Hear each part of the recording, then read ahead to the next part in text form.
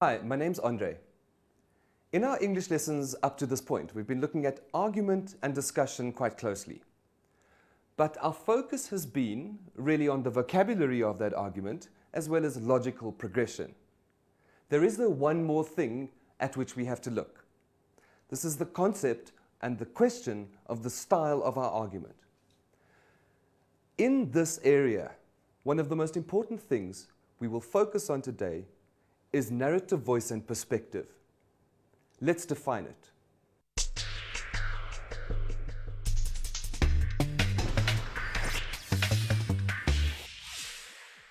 Voice or perspective is the point of view you take when speaking or writing. What I'm referring to here is how you choose to communicate with other people, either in your speech or in your writing. You could select to involve yourself personally in your writing or speech. So you could speak from your own point of view only and give your own opinions only. Alternatively, what you could do is speak more generally, more universally, refer to what everyone ought to think. Really, there are only three voices in English: the first person narration, the second person narration, and the third person narration. Let's look now at the use of the first person.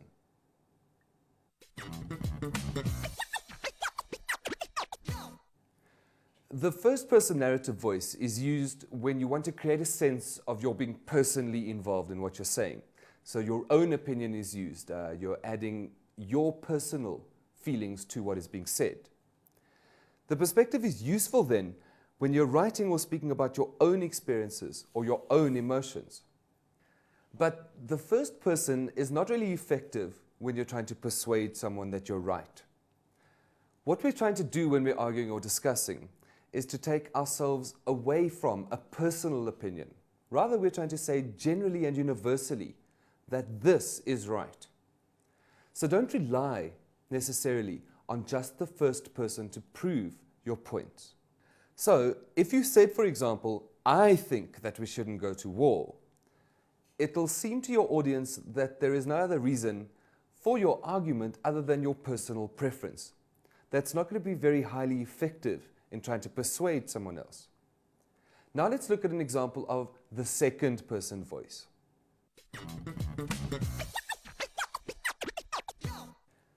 In the second person, the style will be one of command or instruction. What you're doing is directly telling someone what to think. Here's an example. "You go to your room now." What we want to do is make forceful points, but not command people. We don't want to tell them what to think. You know what it's like. If someone tells you what to think, you tend to become resistant. In fact, we might even get angry being told what to do. So perhaps this particular voice, the second person, wouldn't work so well in argument. Let's try the third person narrative voice.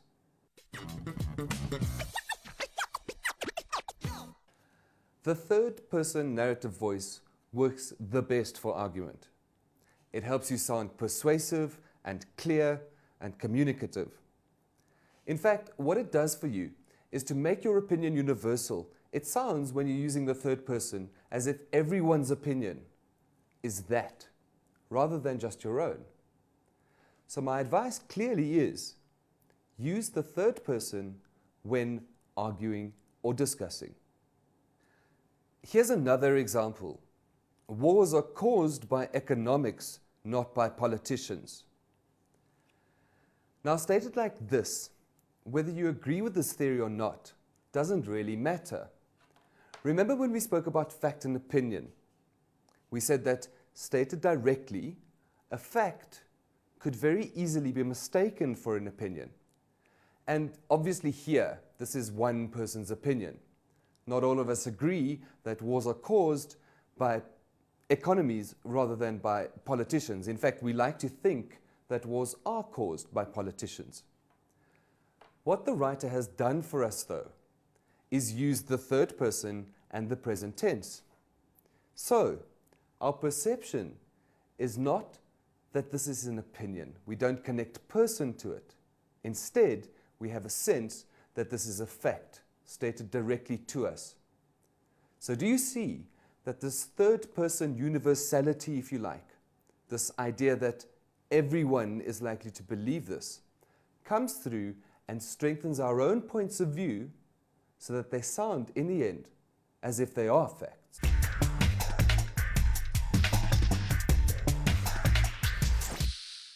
Right, now that we've learnt about the use of the third person in our argument, let's look at another aspect which is going to help it along. The issue is here tenses. It's always better to use the present tense in your argument or discussion. I'll illustrate why. What we do with the present tense is create a sort of universal time, so that we're able to say that something is not fixed only to the past. If we wanted then to refer to something that Shakespeare said in one of his great works, we would, for example, say, Shakespeare said, "Love's not time's fool." Or we could say, Shakespeare says, "Love's not time's fool." Now, if we say that in the present tense, do you see that the ideas expressed then still apply today? So universal time, the advice he gave us then, still applies to us now, is created by the present tense. Now let's look at some slightly simpler examples of our own. It was not her fault. It is not her fault. Now, if you listen to the first sentence, it was not her fault, you get the sense that, well, at that time, it wasn't her fault, but at any other time, she could be guilty. The second sentence, on the other hand, says to us, it is not her fault.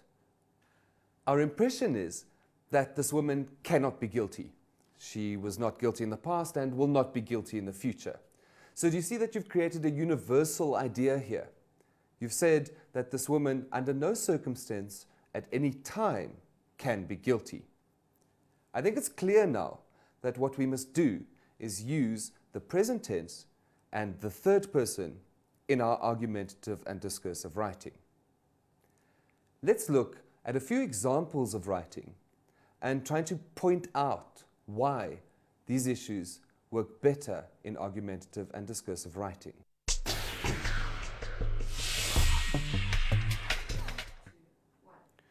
Here's a passage we've worked with before. 16-year-olds should know right from wrong. If trained, they'll be able to drive well. It follows that driver's licenses should be issued at age 16. Here we've stated universally. We've used the third person and we've used the present tense. If you were to look at the passage again, you'd see should know. Clearly, a present tense, well, an infinitive tense, to say to us, well, all 16-year-olds should be aware of this situation. In addition, we've used they'll be able to drive well, and it follows that driver's licenses should be issued. Again, we're working with a general sense of the issues we're referring to. So do you see that what we've done is create an overall generalized sense that the argument is correct? Let's think about for a moment if we were to change that passage into the first or second person. I believe that 16-year-olds should know right from wrong. And then if I am trained, I can drive well. Then the you have to agree that driver's licenses should be issued at age 16. Now, what the writer has done here is used those personal pronouns, I, and that second person pronoun, you, and compare that to what we heard in the third person. Here, the I implies just the use of one person. I'm arguing from my own point of view and from my own opinion. That's not really persuasive. Then, the you begins to sound like those commands about which we spoke. What the writer is doing is telling you how to think. And I'm sure that we all accept that were we told exactly what to think all the time, we would begin to resent it. Then there is the issue of the verbs in this passage. The believe, as we've said, suggests some doubt. And then there's the should know, right from wrong. Certainly we can question that should know. Then, if I am trained, I can drive well. Now, we can't really argue that, but were we to turn that into a third person statement, people who are trained can drive well, it seems to carry a little more weight. And then finally, let's have a look at you have to agree. Now, it's in that have to agree that the problem lies, because there, the command, the insistence, is what doesn't persuade, but instead just causes people to get their backs up. So I think we can agree, in a general sense, that the third person and the present tense work far more effectively to persuade someone of your point of view. So remember, make your writing persuasive by using the third person voice and the present tense. Now, just before we conclude, there's one more piece of advice I'd like to give you. Often we've spoken about how your writing needs to display sentences of varying lengths. And this theory applies also to your argumentative and discursive writing. So I'd advise you to try to make some sentences long and others short, so that the writing remains interesting and keeps up a pace, if you like. Now, you're really pretty close to being equipped to convince almost anyone of anything. So I hope you'll join me for the next lesson on argument. Goodbye.